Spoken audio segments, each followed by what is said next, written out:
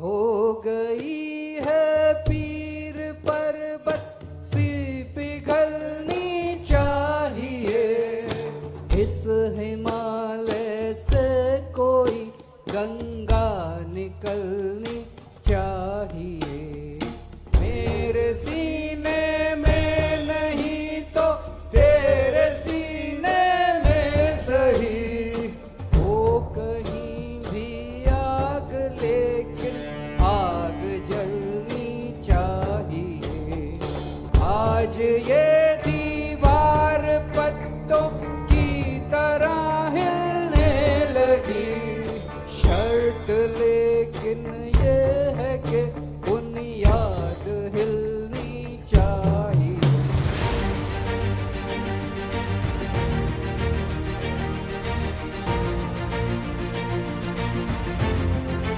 देश की संसद में गरीबों के हक के लिए गूंजने वाली वो निर्भीक और बेबाक आवाज आज एक कायर तानाशाह की जेल में है। गुजरात के अंदर जहरीली शराब पिलाते हो लोगों को, जहरीली शराब 75 लोग जहरीली शराब पी के गुजरात के अंदर मर गए। मानो हमारे उत्तर प्रदेश में एक ढोंगी बाबा है, उसने ऑक्सीमीटर खरीदने में 75 जिलों में उत्तर प्रदेश में घोटाला हुआ। Honourable members, honourable members,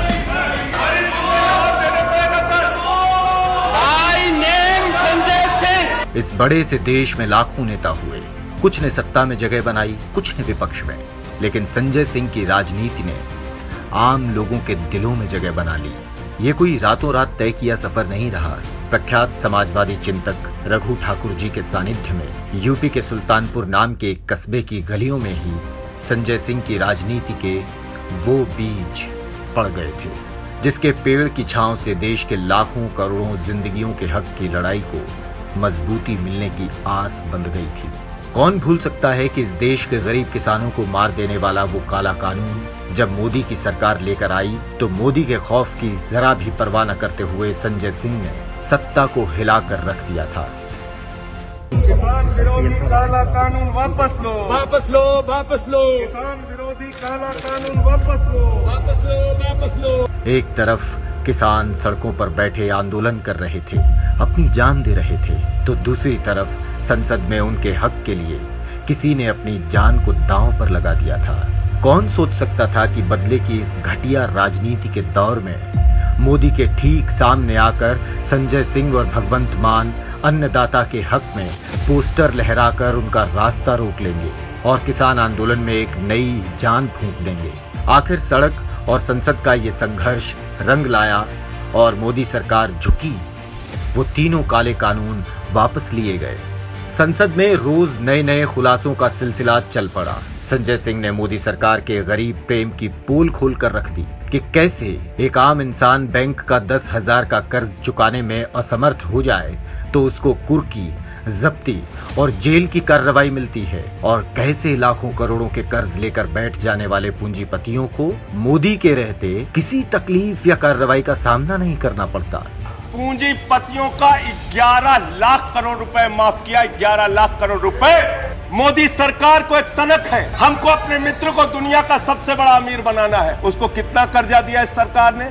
2.5 lakh crore रुपए, 2.5 लाख करोड़ रुपए, मानो 2.5 लाख करोड़ रुपए। देश की सारी बड़ी सरकारी कंपनियों और संसाधनों को कैसे मोदी ने अपने दोस्त या मालिक अडानी के हवाले कर दिया, ये संजय सिंह ने संसद से लेकर आम लोगों तक पहुंचा दिया। अडानी के घोटाले पर जब हिंडनबर्ग की रिपोर्ट आई तो देश हिल गया, शेयर मार्केट औंधे मुंह गिर गया, निवेशकों के लाखों करोड़ स्वाहा हो गए। चौकीदार मौन था क्योंकि उसको तो पता था कि चोर कौन था। इस घोटाले के सामने आने के बाद एक तरफ दिल्ली के मुख्यमंत्री अरविंद केजरीवाल ने मोदी अडानी के नापाक रिश्तों को जनता के सामने खोल कर रख दिया, तो दूसरी तरफ संसद को संजय सिंह ने हिला दिया।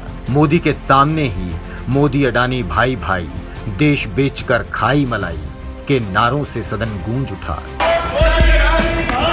Honourable members, honourable members, honourable members. देश से हजारों करोड़ लेकर फ्रॉड करके भागने वाले वो सारे भगोड़े जो मोदी के करीबी रहे, नीरव मोदी, ललित मोदी, विजय माल्या, नितिन संदेसरा, सहित अडानी के लाखों करोड़ के बैंक कर्ज माफी, इन सब मामलों पर अरविंद केजरीवाल और संजय सिंह ने ताबड़तोड़ खुलासे शुरू कर दिए। तानाशाही बौखला गई, समझ गई कि असली खतरा इस जोड़ी से है। दूसरी तरफ मनीष सिसोदिया और सत्येंद्र जैन ने दिल्ली की गवर्नेंस को एक मिसाल बना के रख दिया था। दिल्ली के स्कूलों, अस्पतालों, दिल्ली के फायदे के बजट की चर्चा देश विदेश में फैल रही थी। दिल्ली के एलजी के जरिए सरकार के काम को रोकने के बावजूद आम आदमी पार्टी का मॉडल लोगों की पसंद बनता जा रहा था। इन सब वजहों से अनपढ़ नेताओं से भरी भाजपा बौखला रही थी। कैसे भी करके इस पार्टी को रोकना था। फिर मुकदमे, घटिया साजिशों, षड्यंत्रों का सिलसिला शुरू हुआ। एक फर्जी शराब घोटाले का आरोप लगाया गया। ईडी, सीबीआई को काम पर लगाया गया। सत्येंद्र जैन और फिर कुछ महीनों के बाद मनीष सिसोदिया के घरों, दफ्तरों पर छापे मारे, कुछ नहीं मिला।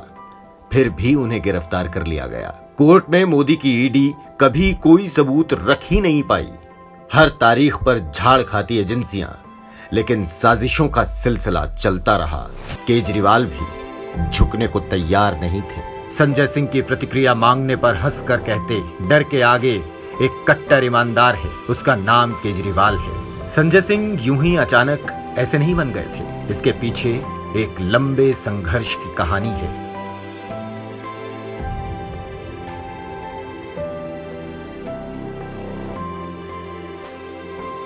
सुल्तानपुर से ही संजय सिंह गरीब रेहड़ी पटरी वालों के हकों की लड़ाई को शुरू कर चुके थे। हर तरह के प्रशासनिक जुल्म से उनको बचाना, उनके उत्थान के लिए तमाम अभियान चलाना, यही नहीं तमाम आपदाओं जैसे गुजरात का भूकंप, उत्तराखंड की बाढ़ त्रासदी में संजय सिंह अपनी पूरी टीम के साथ राहत सामग्री सहित पहुंचकर मजबूती से डट जाते। रक्तदान अभियान से ऐसे जुड़े कि 50 से ज्यादा बार जरूरतमंदों को रक्तदान किया। इसी दौर में एहसास हुआ कि इतना ही काफी नहीं, सिस्टम को ठीक करना पड़ेगा। ऐसे में व्यवस्था परिवर्तन के पुरोधा अरविंद केजरीवाल से मुलाकात हो गई और आरटीआई अभियान से जुड़ाव हो गया। इसी टीम के साथ अगले चरण में जन लोकपाल कानून की मांग के लिए देशव्यापी अन्ना आंदोलन का मजबूत स्तंभ बने। जब आंदोलन ने राजनीतिक स्वरूप लिया तो अन्ना सहित कई चेहरों ने इसके राजनीतिक स्वरूप से दूरी बनाई, लेकिन वहीं संजय सिंह ने इस आंदोलन को राजनीतिक आंदोलन बनाने को कमर कस ली। अपने संगठन कौशल का परिचय देते हुए दिल्ली में शून्य से पार्टी का संगठन तैयार करने में जुट गए और एक प्रमुख राजनेता के रूप में जाने जाने लगे। मीडिया में संजय सिंह की मुखर और दबंग आवाज में आम आदमी अपना नायक देखने लगा, जो किसी से डरता नहीं, जो बिकाऊ नहीं, जो फक्कड़ है। केजरीवाल ने पंजाब के प्रभारी की जिम्मेदारी दी तो वहां शून्य से शुरुआत करके संगठन तैयार किया। केजरीवाल की प्लानिंग और संजय सिंह की जमीनी मेहनत ने पहले ही चुनाव में सत्ताधारी पार्टी को हराकर आम आदमी पार्टी को मुख्य विपक्ष की भूमिका में स्थापित कर दिया। यूपी के तमाम बड़े मुद्दे, नौकरियों के लिए संघर्ष कर रहे, लाठियां खा रहे युवाओं की आवाज बने संजय सिंह। ओपीएस की मांग कर रहे लाखों लोगों के साथ खड़े हुए संजय सिंह। हाथरस का बर्बर रेप और मर्डर कांड, लखीमपुर किसानों की हत्या की घटना, बिखरू कांड, हर जगह हर पीड़ा के साथ खड़े संजय सिंह। योगी की तानाशाही के खिलाफ आवाज उठाई तो बेलगाम लेकिन डरपोक सत्ता ने 21 मुकदमों का इनाम दिया, लेकिन परवाह न करते हुए खुलासे चलते रहे। और एक दिन राम जन्मभूमि में हुए करोड़ों रुपए के चंदा घोटाले को खोलकर राम भक्तों की आस्था तक से हो रहे खिलवाड़ का खुलासा कर दिया। नौकरियां मांग रहे यूपीएसएससी अभ्यर्थियों की लड़ाई में खड़े संजय सिंह, रेलवे कर्मचारियों के हक के लिए लड़ते संजय सिंह, कूलियों के समस्या तक को संसद में उठाते संजय सिंह ने पूरे देश को एक सांसद की ताकत दिखाई। देखा देखी विपक्ष भी मुखर होने लगा और तानाशाह मोदी का सिंहासन डोलने लगा। कोरोना की भयानक त्रासदी को पूरे देश ने झेला। मूर्खतापूर्ण तरीके से लगाए लॉकडाउन से देश तबाही के मुहाने पर खड़ा हो गया। लाखों गरीब परिवार सड़कों पर आ गए और संजय सिंह अपने पूरे परिवार और टीम सहित लोगों की मदद के लिए खड़े हो गए। पत्नी अनीता सिंह और बच्चों सहित लग गए राशन बांटने, जहाज और बसों की टिकट करवा के गरीब मजदूरों को उनके घर भेजना, अस्पतालों में बेड, इलाज की व्यवस्था में, यहाँ तक कि टीवी पर एक बेसहारा बूढ़ी महिला को देखा तो उसको अपने घर पर ही ले आए और मां का स्थान देकर उन्हें रखा। मणिपुर की खौफनाक हिंसा पर जब देश में खामोशी थी तो फिर से देश की संसद में मौन बैठी सत्ता को झकझोरा। घबराई सत्ता ने सदन से ही सस्पेंड करके इस संघर्ष का इनाम दिया।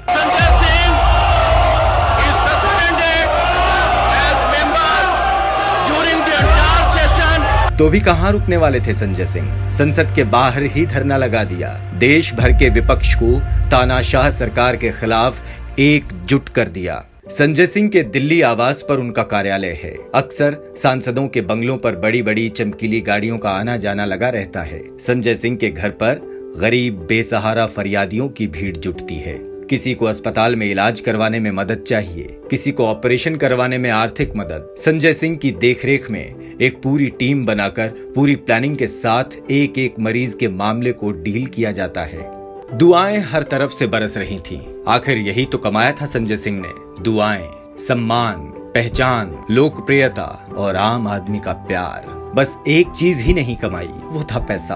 और आज तानाशाह मोदी ने संजय सिंह की मुखर आवाज से डरकर अपनी मूर्खता और सनक में उन पर पैसे खाने का ही आरोप लगा दिया। जांच एजेंसियां पीछे लग गईं। कैसे भी करके संजय सिंह की आवाज को खामोश करो। इन जांच एजेंसियों ने दुनिया को डराया, लेकिन संजय सिंह का नाम एक फर्जी घोटाले में घसीटने पर इन्हें उल्टा माफी मांगनी पड़ गई, क्योंकि इनसे डरने की बजाय संजय सिंह ने उल्टा उन्हें मान आने का नोटिस भिजवा दिया था। सारे प्रयास फेल होते देखकर तानाशाह ने अपनी आखिरी चाल चली कि शायद अब ये डर जाएं। ईडी के अफसर घर आ धमके, छापे के बहाने दिन भर दबाव का माहौल बनाते रहे और शाम तक अपने आका के आदेश पर संजय सिंह को बिना किसी कारण के गिरफ्तार करके ले गए।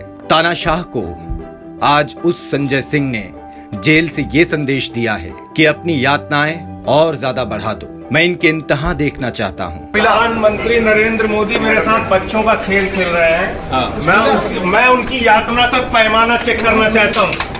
मैं चाहता हूँ कि प्रधानमंत्री अपनी यातना दें जितना दे सकते हैं। क्या मिला? जितने बेईमान हैं, देश के लाखों करोड़ लूटने वाले, सब मोदी के साथ हैं। जो ईमानदार हैं, जो उनके खिलाफ हैं, उनके खिलाफ कार्रवाई। साथ ही तानाशाह की पुलिस के घेरे में से दहाड़कर ये भी कह दिया कि मोदी अडानी के नौकर हैं और अडानी के नौकर से ये आम आदमी डरता नहीं है। देखिए, नरेंद्र मोदी अडानी के नौकर हैं और अडानी के नौकर से हम लोग डरते नहीं। जितना अत्याचार जुल्म करना है करें, कोई दिक्कत नहीं। देश के करोड़ों लोगों को संजय सिंह संघर्ष का रास्ता दिखा रहे हैं। उनके मन के डर को निकाल चुके हैं, जिसका प्रमाण है हर तरफ होते विरोध प्रदर्शन, हर तरफ होती चर्चाएं कि अब तानाशाही का अंत नजदीक आ गया है, कि अब तानाशाह डर गया है क्योंकि वो हार रहा है।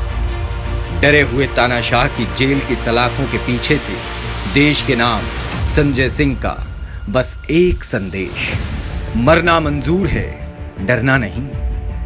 क्रांति के गीत संजय सिंह के जेल में जाने के बाद अब गली गली गूंज रहे हैं। जो दबे न जो मिटे न जो, हम वो इंकलाब हैं, जुल्म का जवाब है। हर शहीद हर गरीब का हम ही तो ख्वाब है। रुके न जो झुके न जो, जी रहे हैं इसलिए कि प्यार जग में जी सके, प्यार जग में जी सके, प्यार जग में जी सके। आदमी का खून कोई आदमी न पी सके, आदमी न पी सके, आदमी न पी सके।